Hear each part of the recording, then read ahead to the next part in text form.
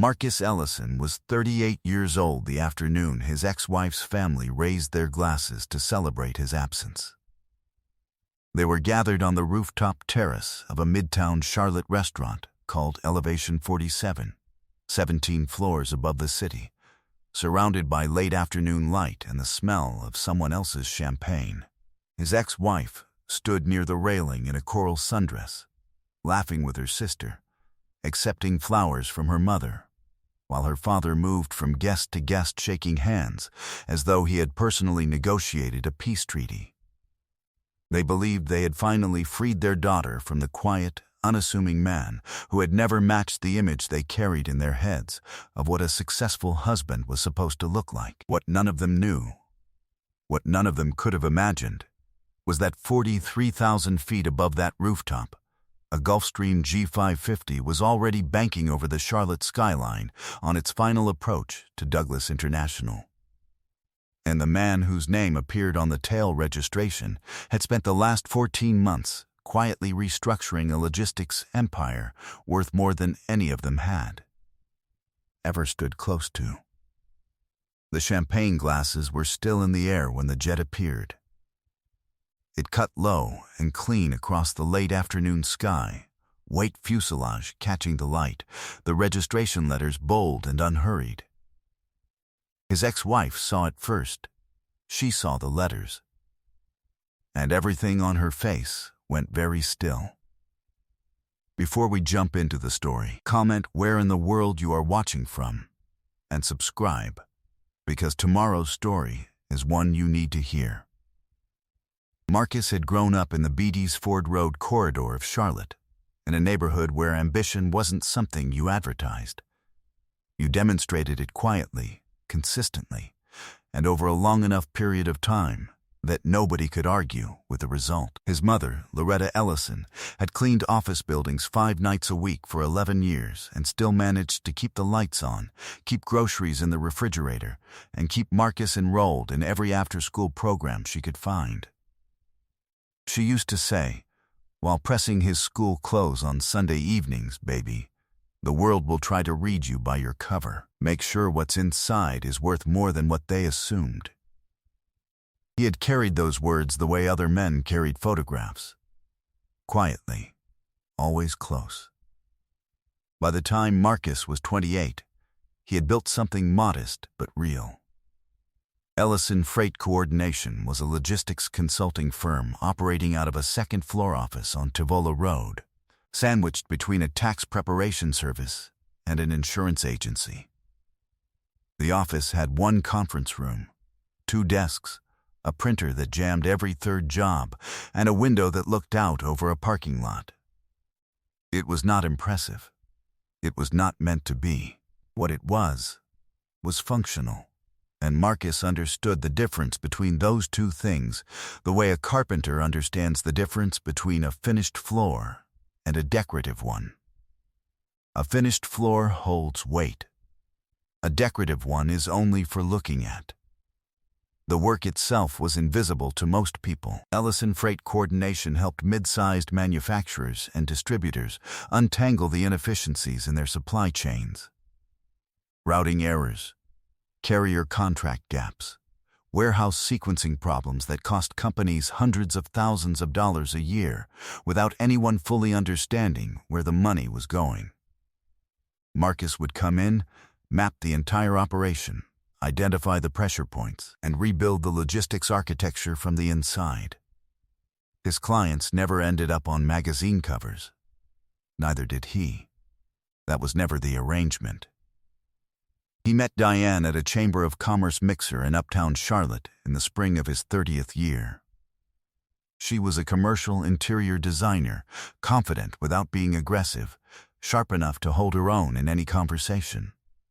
She wore a burgundy blazer and was laughing at something a colleague had said when Marcus approached the refreshments table beside her. They talked for 40 minutes without either of them noticing the time. She asked about his work with genuine curiosity, not the polite curiosity people use when they're waiting to talk about themselves. He told her about supply chain architecture the way other men might describe a craft they loved. She listened like it mattered. 6 months later, they were inseparable. 2 years after that, they were married in a small ceremony at a botanical garden in South Charlotte. 27 people attended. Marcus's mother sat in the front row and wept quietly the entire time, not from sadness, but from the particular relief of a woman who had prayed specific prayers and watched them answered.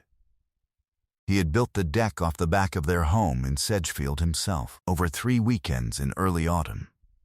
Cedar planks, pressure-treated frame, 3 steps leading down to the yard. Diane had stood in the doorway watching him work, coffee in hand. "You know we could hire someone," she said. He had kept his eyes on the drill. "I know. But then it wouldn't be ours."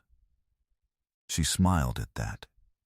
For a while, that was enough. The first sign that something was shifting between them arrived so quietly that Marcus almost mistook it for nothing.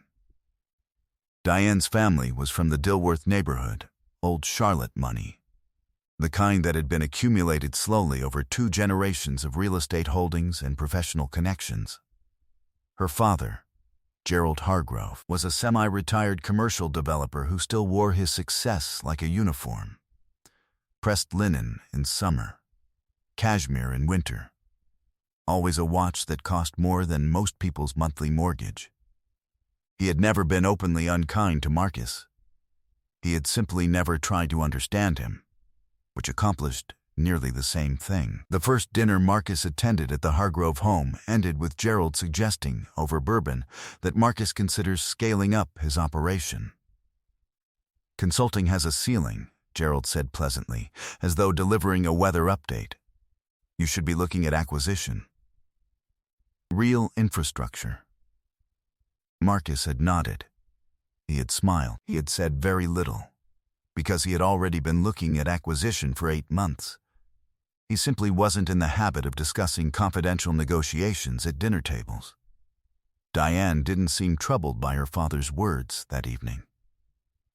But over the following months, Marcus noticed a pattern forming. Every family gathering produced a variation of the same conversation. Ryan, Diane's brother, had just financed a second restaurant concept. A family friend had taken his firm public. Gerald had brokered another commercial development deal. The conversations were never designed as attacks. They were designed as measurements. And each one left Diane a little quieter on the drive home. One evening she said, almost to herself, "I just wonder sometimes if we're moving as fast as we could be." Marcus kept his eyes on the road. "Depends on where you're trying to get." She looked out the window. "I know, I notice things." He understood. She wasn't wrong to notice. He simply couldn't explain what she was actually looking at. A doorbell camera had been installed on the front porch when they first moved in. Marcus had mounted it himself one Saturday morning before Diane woke up.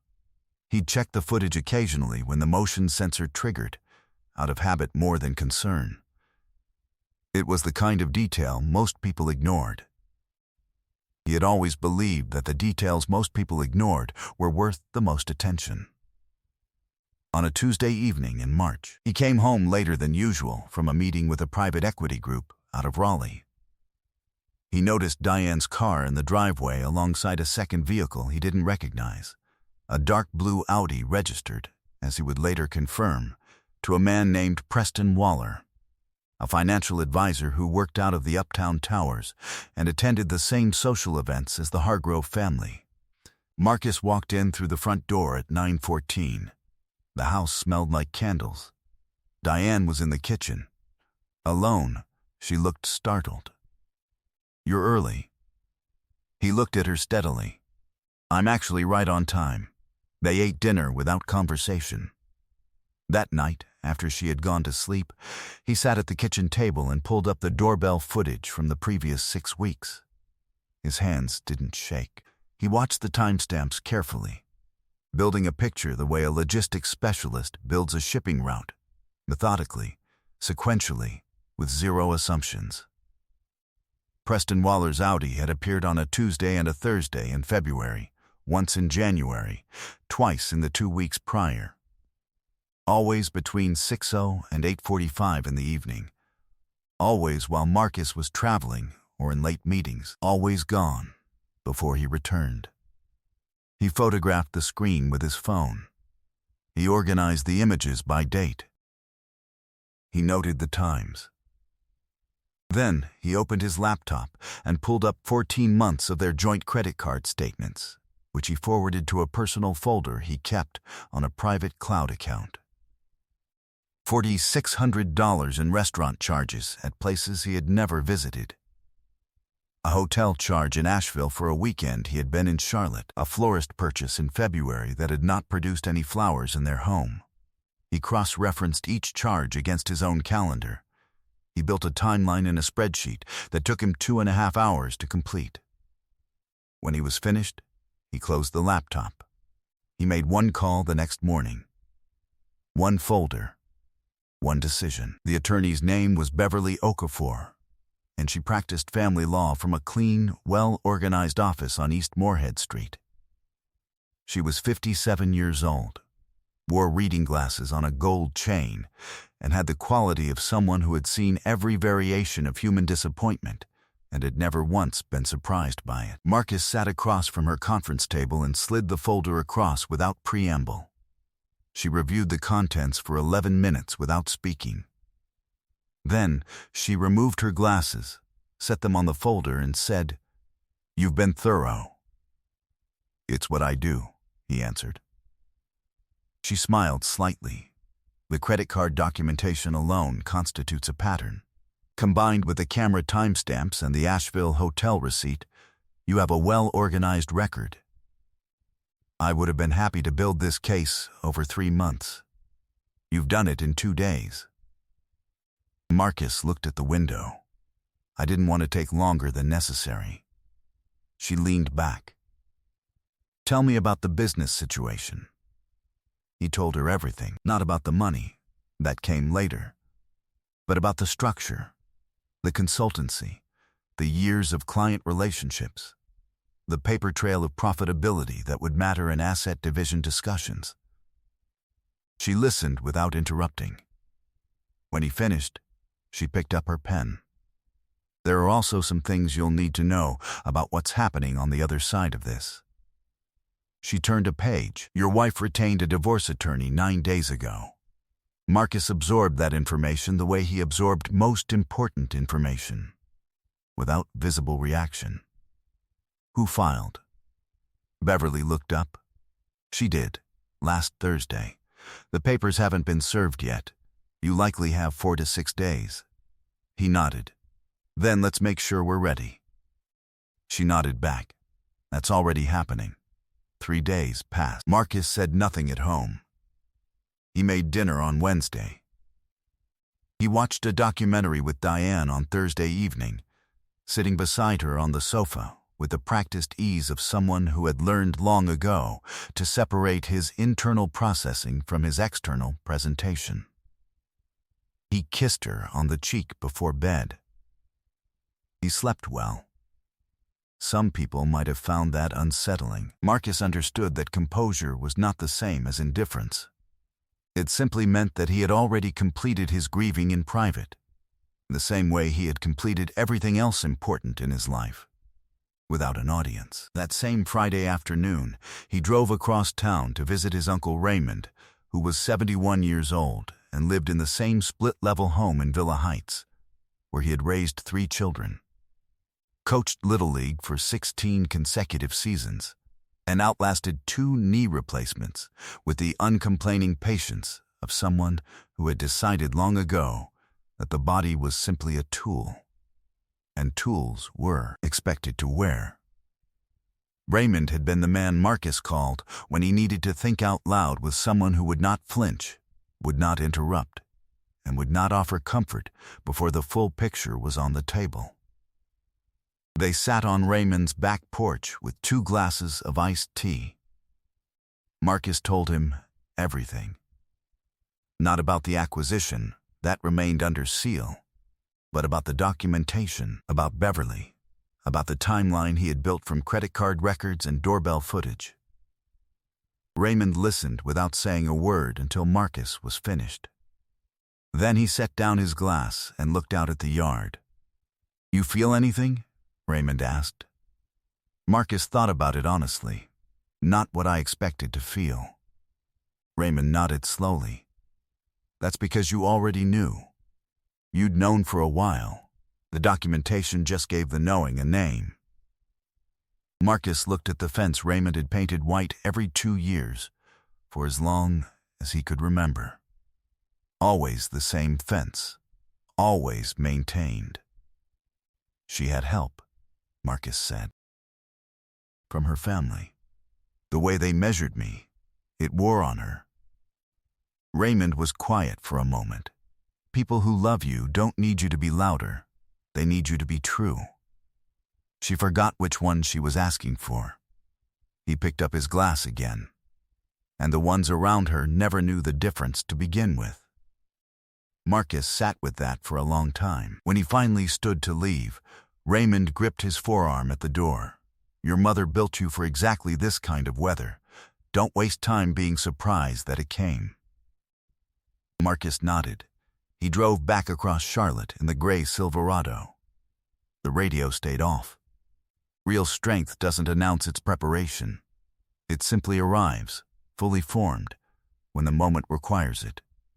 On Friday morning, Beverly called with one additional piece of information.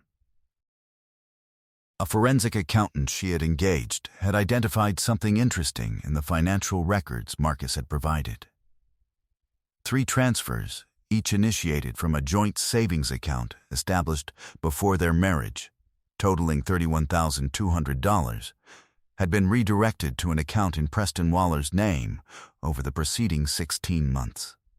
The transfers had been structured carefully, small enough to avoid automatic flags, spread across non-consecutive months, but not carefully enough to survive a forensic review. Beverly's voice was measured. "This changes your position considerably." Marcus was quiet for a moment. "Does it change the timeline?" "No. It accelerates it." He thanked her and ended the call. Then he dialed a number he hadn't needed to use in 4 months. The lead counsel for Piedmont Pacific Holdings, the private equity consortium that had been quietly negotiating the acquisition of Ellison Freight Coordination since the previous autumn. The acquisition had been under strict confidentiality since October. Marcus had signed the ENDA before the second meeting. The terms were clear. No disclosure to employees, investors, or family members until the transaction closed. He had respected that agreement absolutely, even when it meant sitting across from Diane at dinner while she questioned whether his business had any meaningful ceiling. Even when her father implied at Thanksgiving that Marcus might want to consider a career change. Even when Diane's brother Ryan made a comment at Christmas about real entrepreneurs that nobody in the room corrected. He could not tell her what was coming. He was legally prohibited from doing so. And the truth was, even if he could have told her, the preceding 14 months had made it clear that the conversation would have arrived too late. Some distances, once grown, do not close simply because new information appears. The acquisition closed on a Tuesday morning in September, 14 months after the first introductory meeting in a Raleigh conference room. Piedmont Pacific Holdings had purchased Ellison Freight Coordination along with its client portfolio, its proprietary routing systems, and its established carrier relationships in a transaction that Marcus's tax attorney described, without drama, as generational. Marcus sat in the closing attorney's office, signed the final documents in a room that smelled like old carpet and fresh coffee, shook hands with 4 men he respected, and then drove his gray Silverado to a park on the south side of Charlotte and sat on a bench for 22 minutes. He thought about his mother pressing his school clothes on Sunday evenings. He thought about the cracked second-floor office on Tivola Road. He thought about the deck he had built with his own hands in the Sedgefield backyard. He thought about the way Diane had smiled at him once, before the measuring had begun, as if the man in front of her was already everything she needed. Then, he made 5 phone calls. 1 to a tax attorney, 1 to a certified financial planner, 1 to an estate lawyer, 1 to a private banking advisor, and 1 to a small, reputable aviation services company that managed aircraft ownership through discrete holding structures and had an excellent relationship with a Gulfstream dealership in Savannah. He did not buy anything else that week. He did not call anyone. He let the information settle the way good concrete settles, quietly, completely, without rushing. The divorce had been finalized 2 months prior, in a Mecklenburg County courthouse proceeding that lasted less than an hour. The financial settlement had been straightforward. Beverly Okafor had been efficient. The discovery of the $31,200 in unauthorized transfers from their joint account had changed Diane's negotiating position considerably, and her attorney had counseled her accordingly. Marcus received the Sedgefield property. Diane received a fair and documented settlement that reflected the marriage's actual financial record, not the acquisition, which had closed the previous month and had not yet been disclosed, and which was not subject to marital asset division under North Carolina's statutory framework. Beverly had explained this clearly. Marcus had asked her to explain it twice, not because he didn't understand it, but because he wanted to be certain he understood it correctly. The deck he had built was still there when he walked through the house alone on the first evening after the proceedings. He stood on it for a while. Cedar holds its color for a long time if you treat it properly. He had treated it properly. Diane's family organized the celebration 11 days after the divorce was finalized. They chose Elevation 47, a rooftop restaurant in Midtown, because of the views and because Gerald Hargrove knew the owner. The guest list included Diane's parents, Ryan, her college roommate, 2 cousins, and several family friends who had attended enough Hargrove functions over the years to understand that their presence was a form of loyalty vote. Preston Waller was not there. His absence had become recent and abrupt, coinciding precisely with the moment the forensic documentation had been quietly presented through legal channels.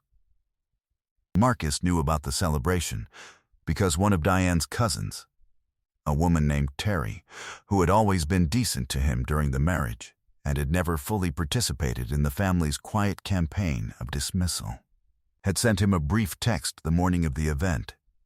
She had written only, "I just want you to know I didn't go." Marcus had replied, "Thank you, Terry.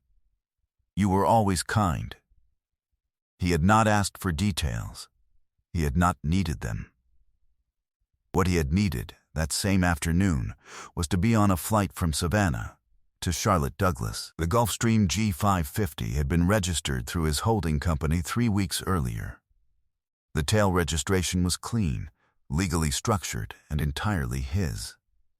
The aircraft could seat 14 and had a range that made most domestic routing feel leisurely. Marcus had flown up to Savannah to meet with a port logistics company whose contract he was evaluating through the new investment vehicle he'd established after the acquisition, a private equity structure called Meridian Freight Capital, which was already generating interest from institutional partners. The meeting had gone well. It always went well when Marcus ran a meeting, because he never entered a room without already knowing more about the subject than the people who had requested the conversation. The flight back to Charlotte was scheduled for 4:45 in the afternoon. The routing from Savannah to Charlotte Douglas on a clear day took the aircraft northeast over the South Carolina interior, banking into the Charlotte approach from the southwest. On that particular afternoon, that approach carried the Gulfstream directly over the heart of Midtown Charlotte, low enough to be clearly visible, the white fuselage and tail registration catching the late light cleanly against the pale blue sky. Marcus was in the rear cabin, reviewing Meridian's pipeline projections, when his pilot's voice came through the speaker. "Mr. Ellison, we're beginning our descent into Charlotte. Estimated landing in 19 minutes. Clear skies all the way in." He closed the folder and looked out the oval window at the city spreading below. The uptown towers, the neighborhoods he had grown up near, the web of streets where he had driven a gray pickup truck to meetings where no one had fully understood what he was building.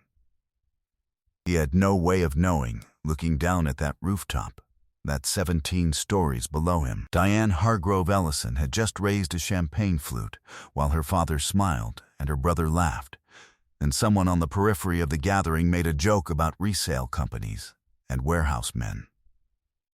He had no way of knowing that the jet visible above the skyline was readable from that rooftop, that the tail registration was clear enough for someone with steady eyes to see it. He had no way of knowing any of that.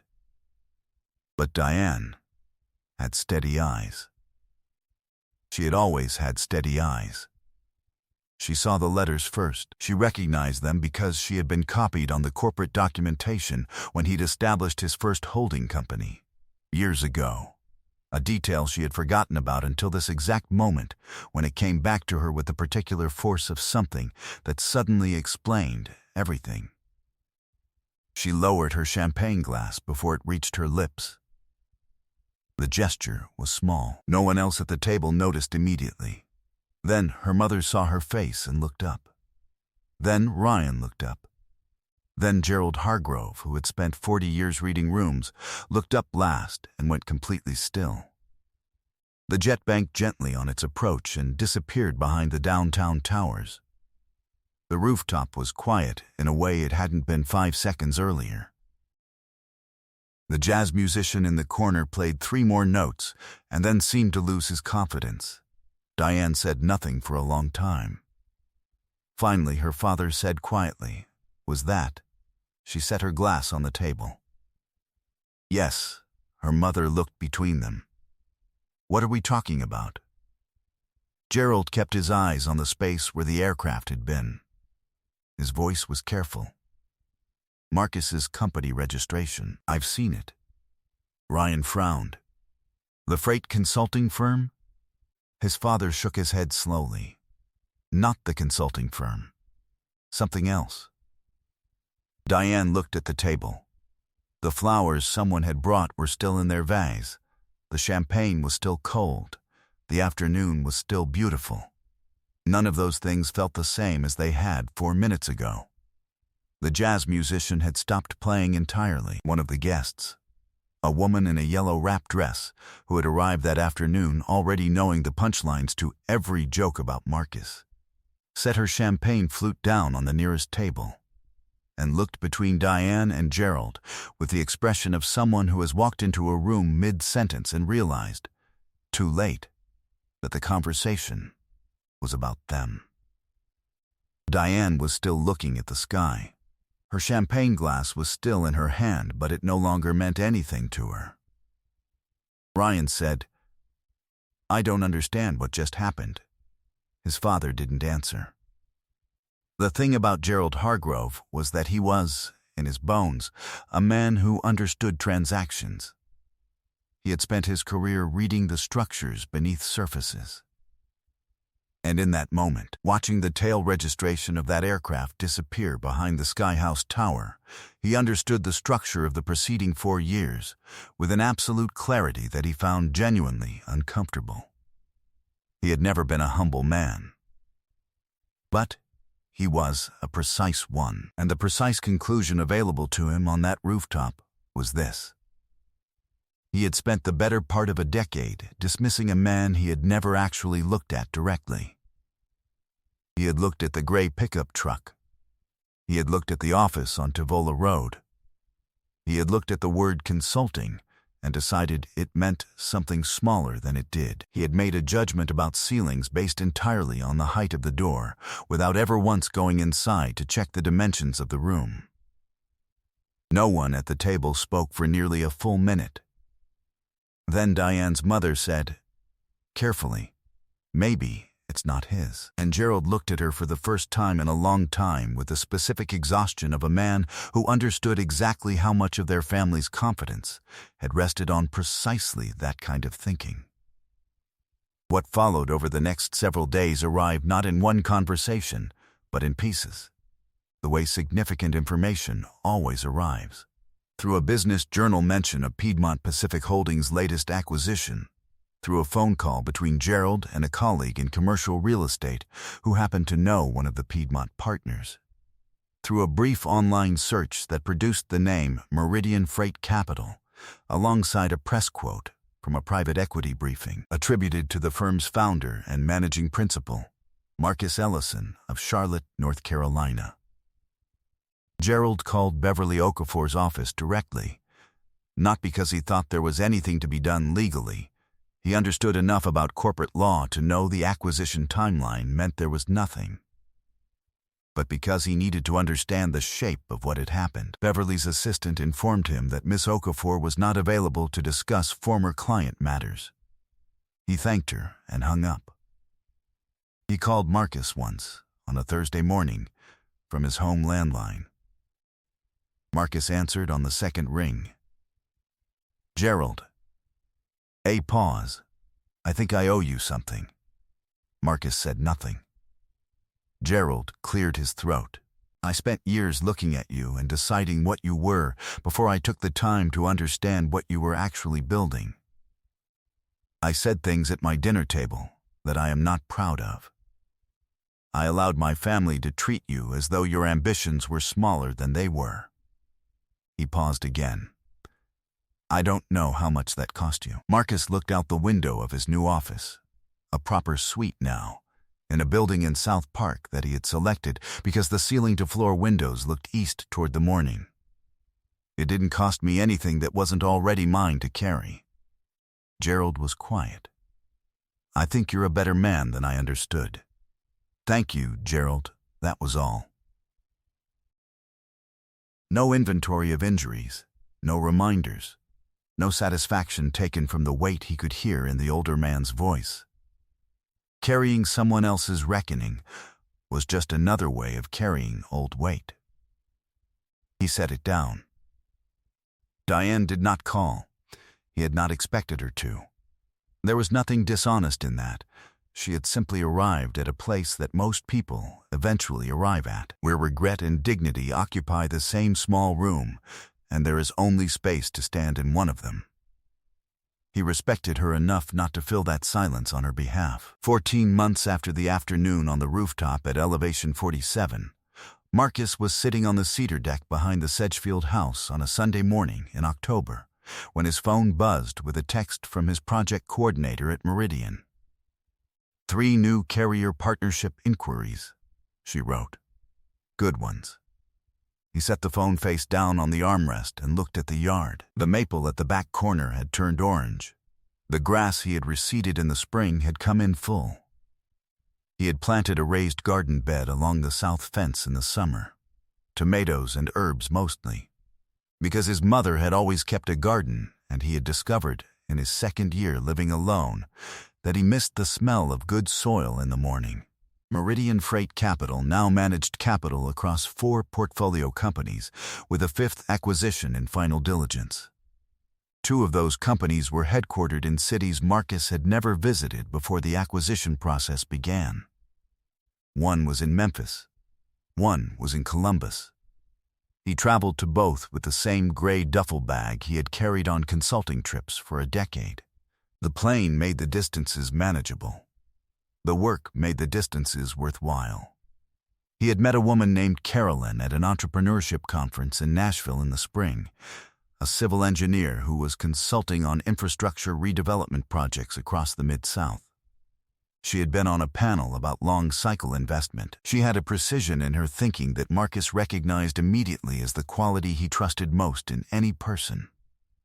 They had dinner the following evening. She asked about his mother before she asked about his business. He noticed that. He filed it carefully, the way he filed everything worth keeping. Diane Hargrove Ellison had moved to a townhome in the Noda neighborhood shortly after the divorce proceedings. She had returned to her interior design practice, which she was good at and had always been good at. That information came to Marcus through Terry, who sent occasional brief updates, not out of gossip, but out of the particular decency of someone who believed both parties in a quiet dissolution deserved to know the other one was managing. Marcus was grateful for it, and never asked for more than was offered. Preston Waller had relocated to a firm in Charlotte's satellite office in Raleigh. The $31,200 in transferred funds had been returned as part of a separate civil resolution that Beverly had handled without Marcus needing to be present for a single moment of it. On that October morning, he finished his coffee and set the mug on the cedar railing. He ran one hand along the top board, smooth, solid, still good. A thing built properly outlasted the circumstances it was built in. His mother had understood that. She had built something in him that no transaction had transferred and no dissolution had touched. He heard her voice sometimes, still, on Sunday mornings especially, when the light came at a low angle and the neighborhood was quiet, and it felt like the kind of morning she would have pressed clothes for. "Baby, the world will try to read you by your cover." He stood, gathered his mug, and walked back inside. There was a full day ahead. Calls, a document review, a video meeting with the Memphis team at 2 o'clock. He was looking forward to all of it. The strongest foundations are always built before anyone arrives to inspect them. And the greatest work is always already done by the time the world thinks to look up. I hope you enjoyed that one. Be sure to like the video and subscribe so you don't miss the next story. I've picked out 2 more for you that I think you'll really like.